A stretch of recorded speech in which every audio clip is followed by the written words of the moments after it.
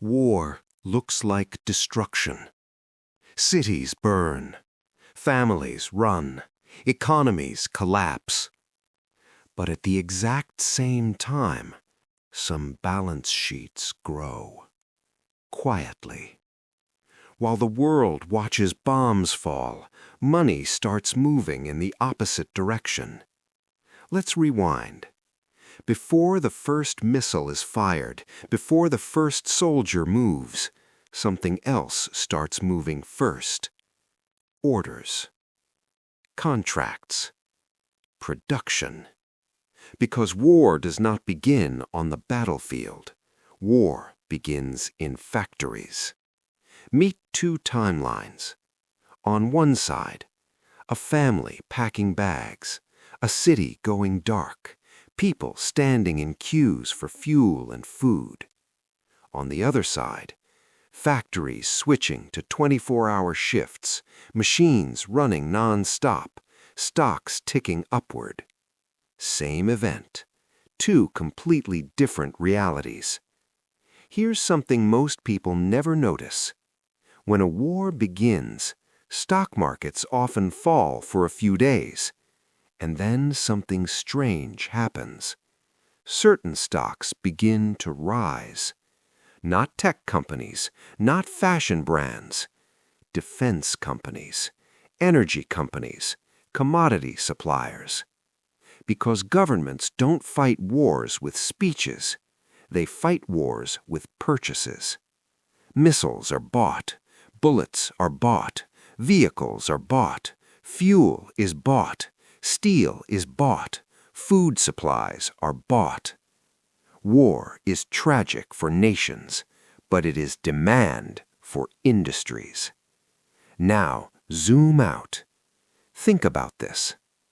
Every missile fired has a manufacturer. Every tank destroyed must be replaced.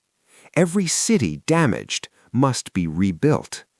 And rebuilding is not charity. It is contracts.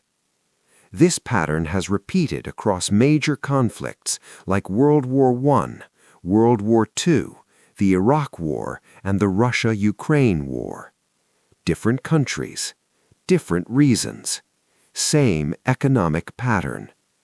Defense production surges, oil demand spikes, metals and grains fluctuate, reconstruction budgets explode. Because war does something very powerful to an economy. It removes hesitation. Governments stop worrying about budgets. They spend. Fast. Massively. Urgently.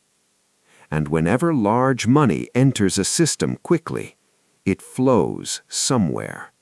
It flows to the companies supplying the war. It flows to the companies supplying the rebuild. It flows to the owners of those companies. Now, think about the timeline again. While people are watching news channels for updates, investors are watching a different screen. Commodity prices, defense stocks, energy routes, shipping lanes. Because war rearranges money routes across the world. Oil may stop flowing from one region, so it starts flowing from another. Wheat may stop leaving one country, so prices rise globally. And when prices rise, producers earn more.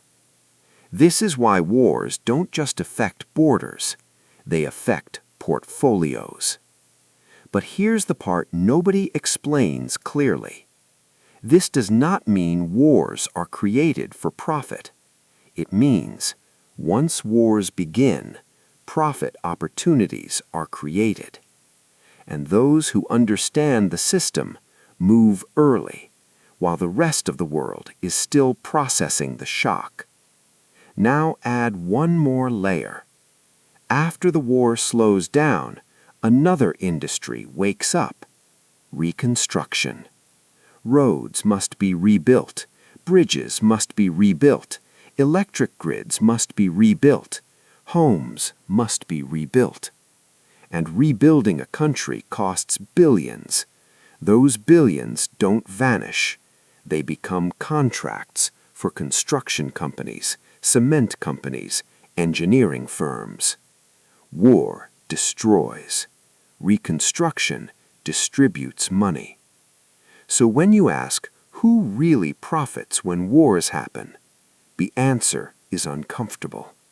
Not nations, not citizens, but industries connected to defense, energy, commodities, reconstruction, and the investors who understand this pattern. While war is chaos on the ground, it is predictable movement in the economy. And that is the hidden system.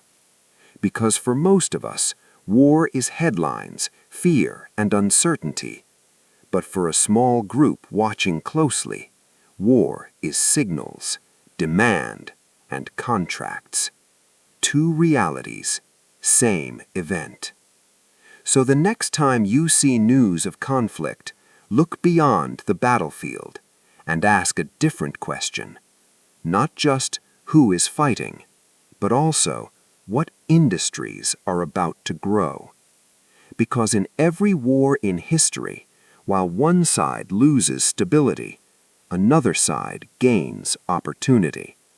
And that pattern has never changed.